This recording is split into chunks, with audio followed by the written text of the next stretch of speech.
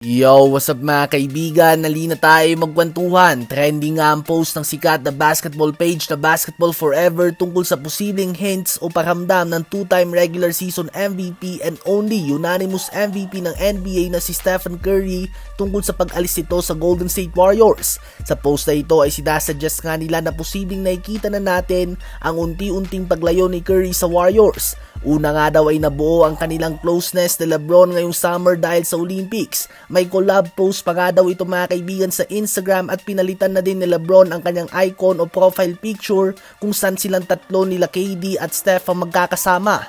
Inalis din nga daw ni Curry ang nakalagay sa bio niya na Warriors guard at pinalitan ito ng Olympic gold medalist. Binanggit na din nga ngayong off-season na mabilis nagbabago ang mga bagay at handa siyang maglaro sa ibang team dahil hindi niya gusto na manatiling nasa dulo ng West. Isang statement na naglagay ng pressure sa Warriors front office na gumawa ng mga galaw ngayong off-season dahil hindi nga nila kandado si Curry sa Warriors lalo na kapag nagpatuloy sila sa labas ng top 8 ng Western Conference. Obviously, ang nalilink na move ni Curry ay ang posibleng pag-team up nila ni LeBron o kaya naman nilang tatlo kasama si Kevin Durant. Isang galaw na talagang gugulat sa buong basketball world.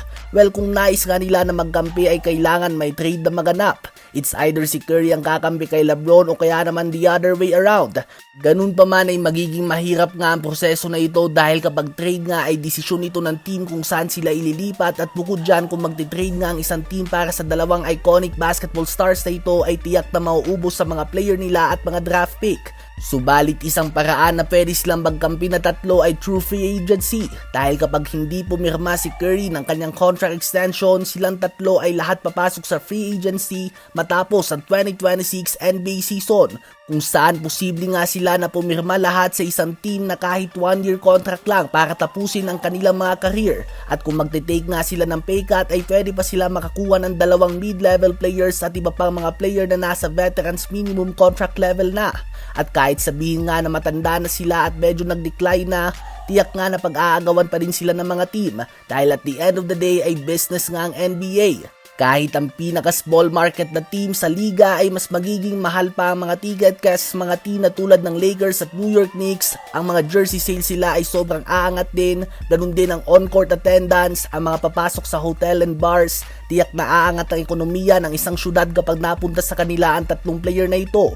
Kaya naman ang desisyon ni Stephen Curry sa kanyang contract extension sa Warriors na eligible na sa ngayon ay magiging malaki para sa future ng Warriors, Lakers, Phoenix Suns, LeBron, KD at basically buong NBA. Ano ba masasabi nyo tungkol dito? I-comment yan sa baba at aking babasahin yan. Huwag kakalimutan na mag-like, mag-subscribe at i-hit ang notification bell for more updates at kwentuhan. Maraming salamat po.